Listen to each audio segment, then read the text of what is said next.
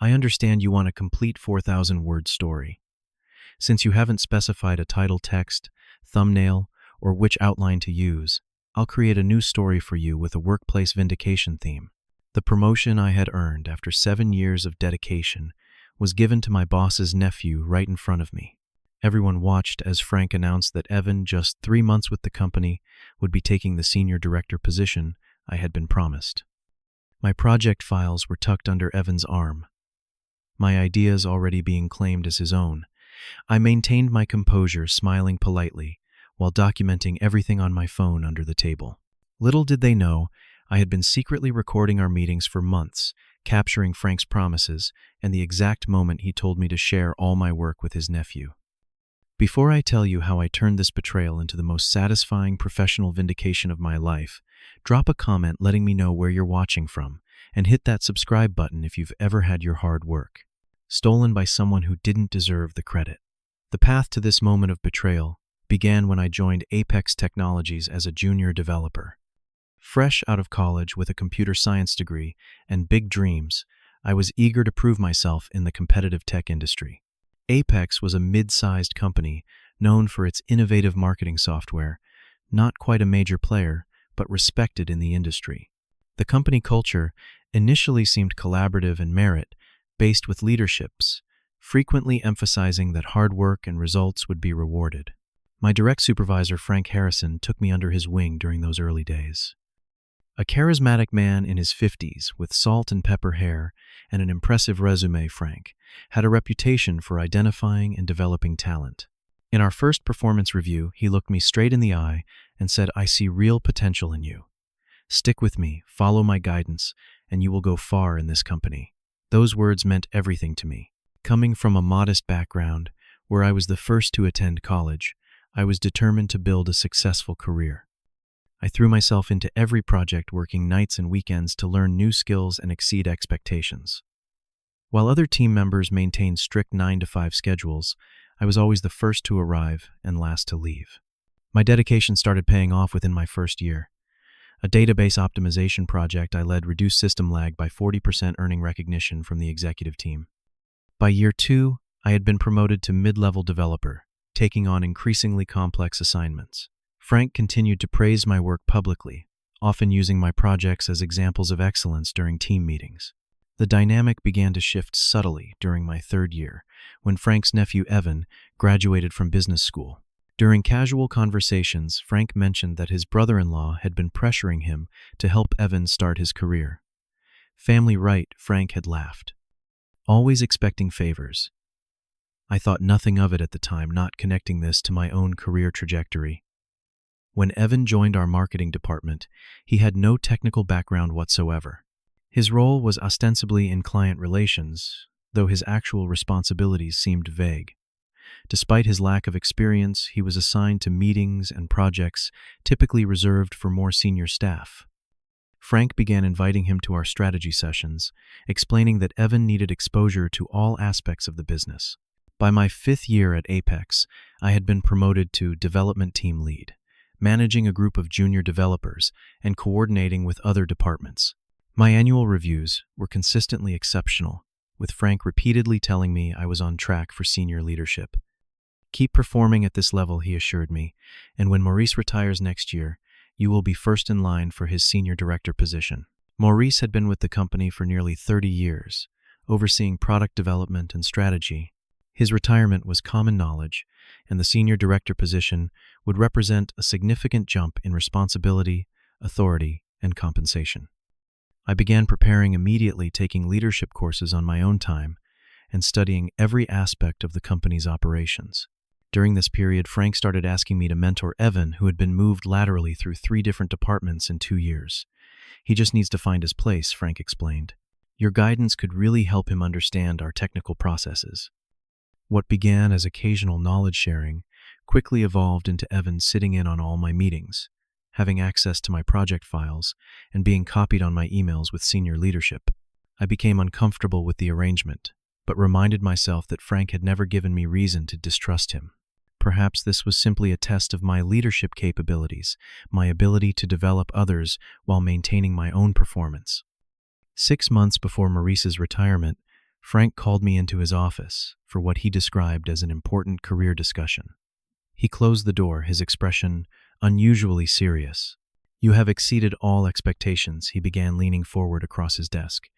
"The senior director position will be officially announced next quarter, but I want you to know that you are my choice.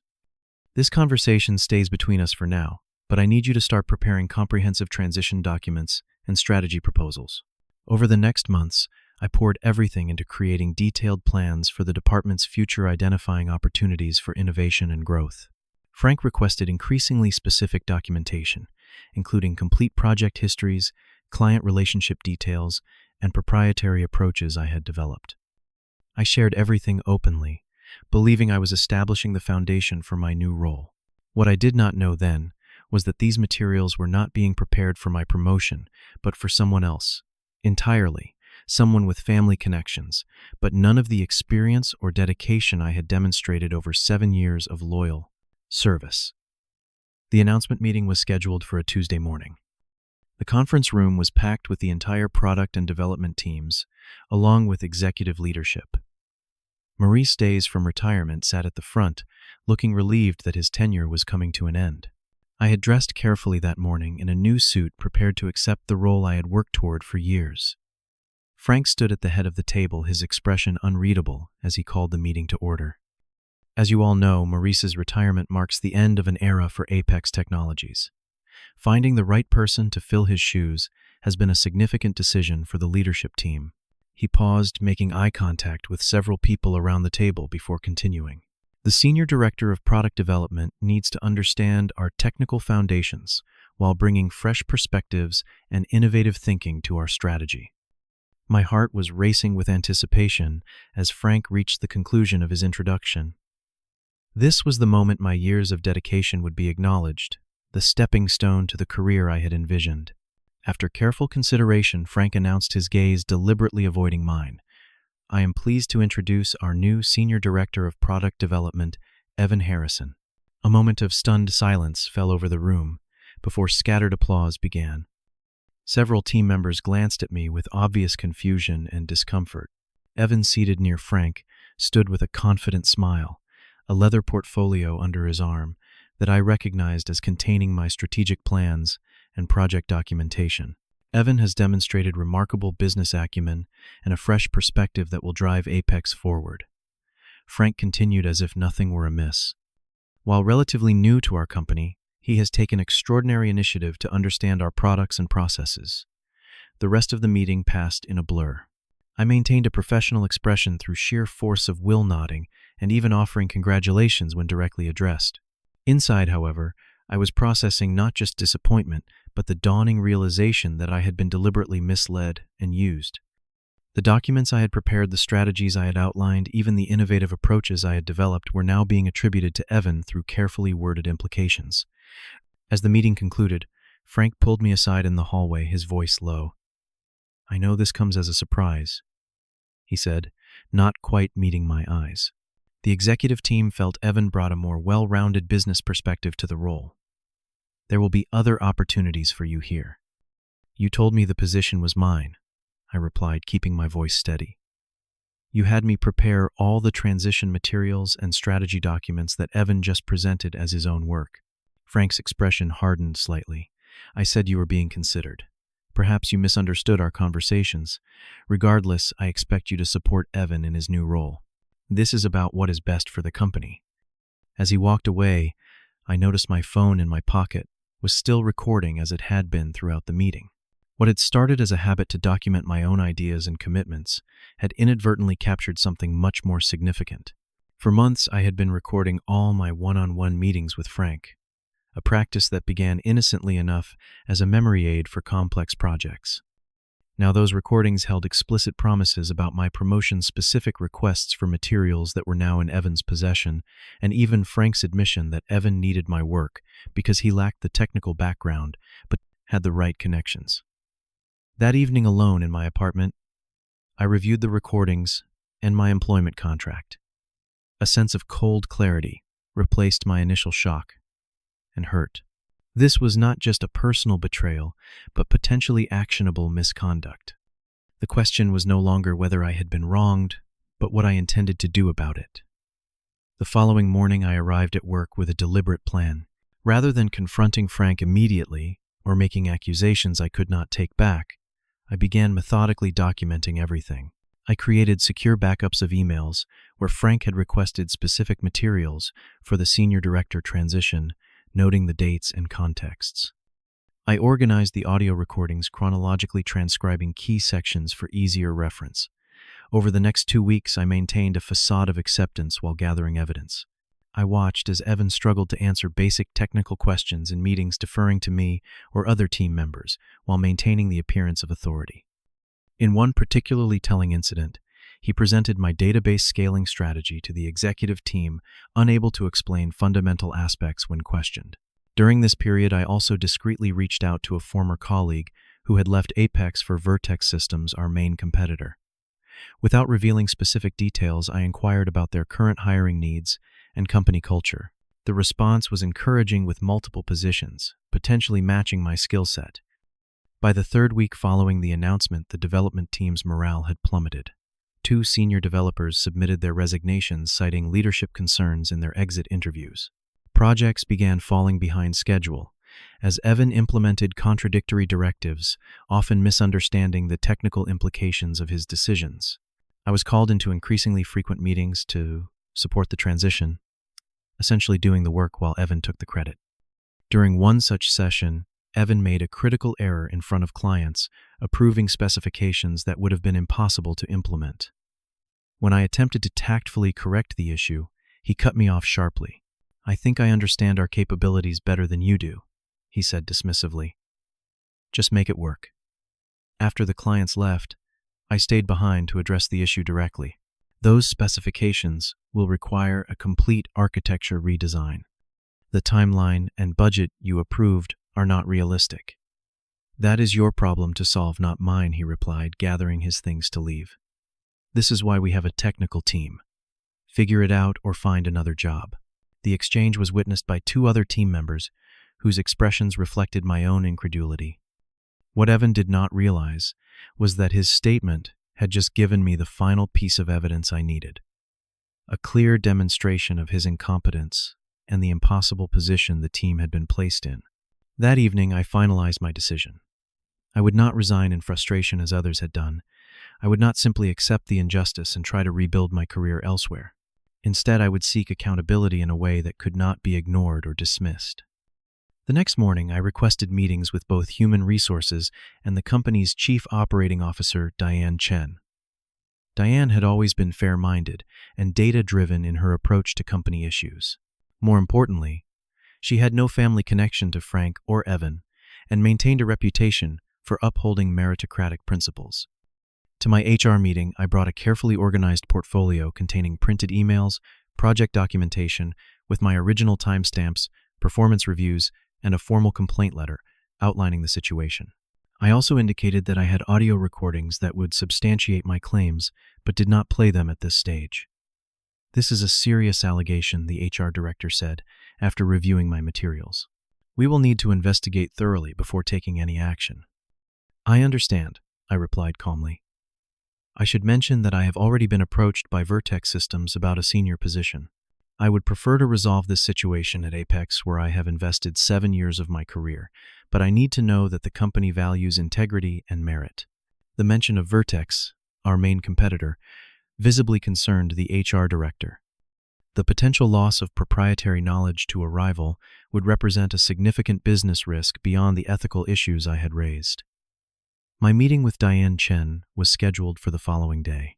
Unlike the HR director, who was primarily concerned with procedural correctness, Diane focused immediately on the business implications of the situation.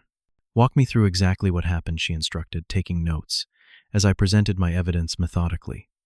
When I played selected audio clips of Frank, explicitly promising me the senior director position and later instructing me to turn over materials to Evan, her expression grew increasingly grave. "How many others on your team are aware of this situation?" she asked. "Most suspect some form of favoritism," I replied honestly. 2 have already resigned, and 3 more have updated their resumes according to their LinkedIn activity. The technical knowledge drain could be substantial. Diane was silent for several moments, reviewing my documentation again. I will need copies of everything you have presented today. This will require discussion with the CEO and legal team, but I want to assure you that we take this extremely seriously. As I left her office, I felt a strange mixture of anxiety and relief. The situation was now beyond my control, the evidence submitted.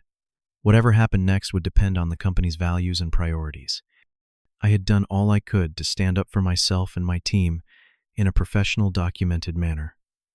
The response came more swiftly than I had anticipated. 2 days after my meeting with Diane, an all-hands meeting was suddenly called for the following morning. No agenda was provided, but rumors spread quickly that it involved leadership changes. I arrived early, taking a seat toward the back of the conference room, unsure what to expect. The CEO, Robert Walsh, began the meeting, his expression unusually serious. Diane and the company's legal counsel sat on either side of him. Frank and Evan were conspicuously absent. I have called this meeting to address a situation that has recently come to light. Robert began, his gaze sweeping across the assembled employees. Apex Technologies was founded on principles of innovation, integrity, and merit. When those principles are compromised, swift action is required.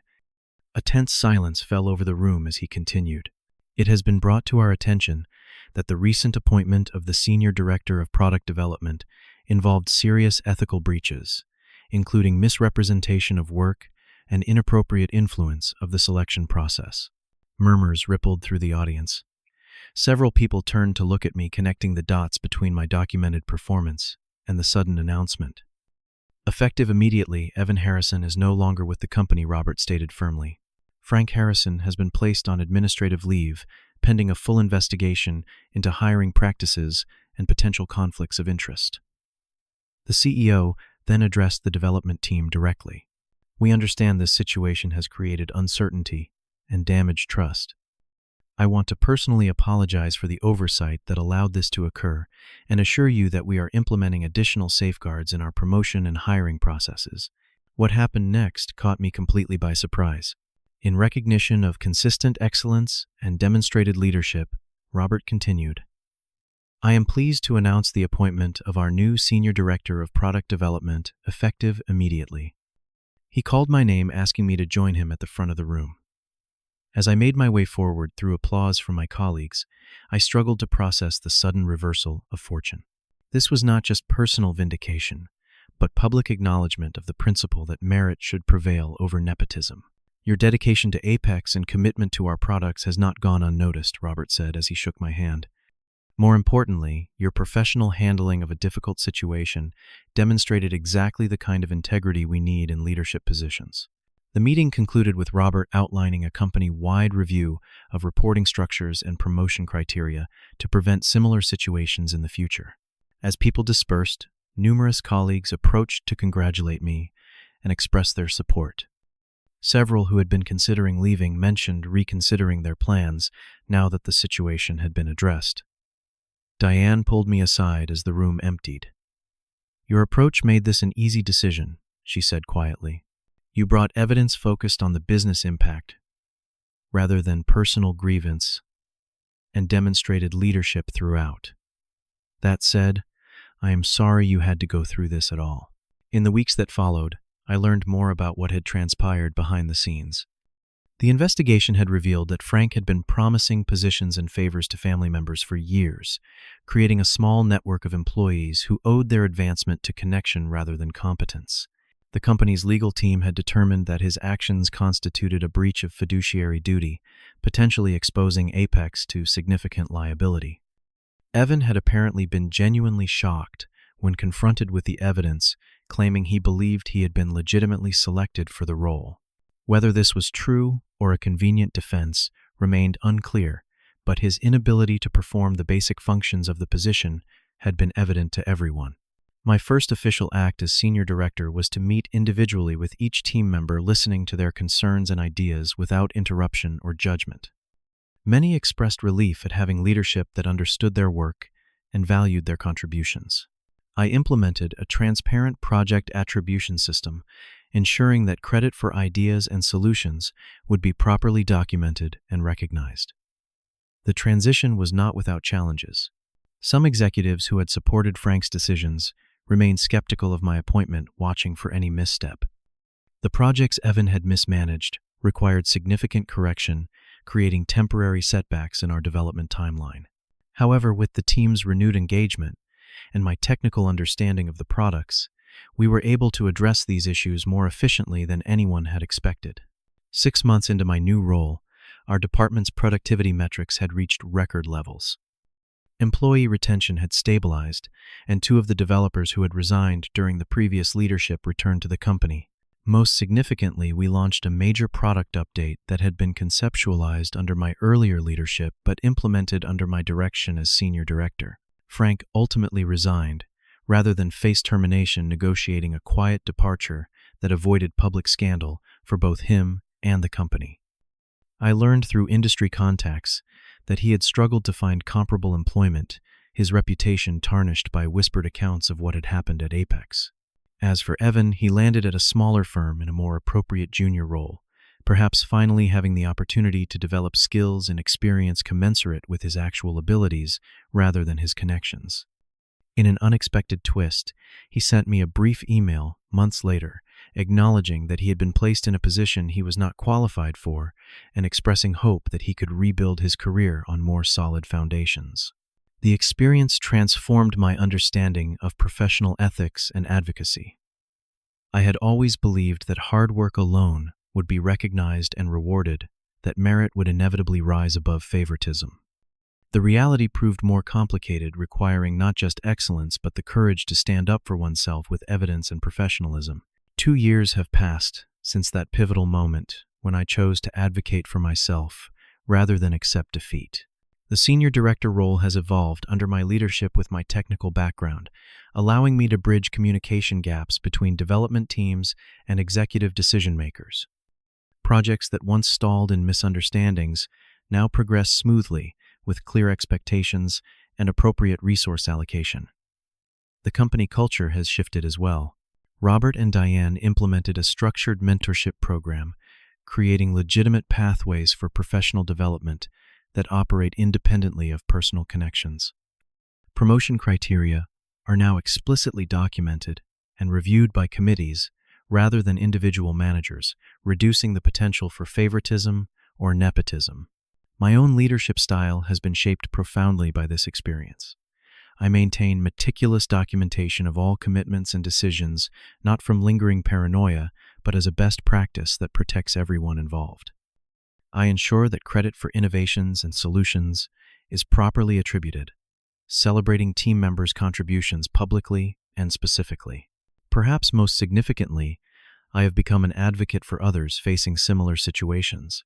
When a talented designer on our team was overlooked for advancement despite clear qualifications, I encouraged her to document her contributions and facilitated a meeting with appropriate leadership. The situation was resolved positively, without the drama and disruption that characterized my own experience. The lessons from this chapter of my career extend beyond workplace justice. I learned that preparation and documentation are not signs of distrust, but of professionalism. I discovered that advocating for oneself is not selfish, but necessary for maintaining a meritocratic environment. Most importantly, I came to understand that how we respond to injustice often matters more than the injustice itself.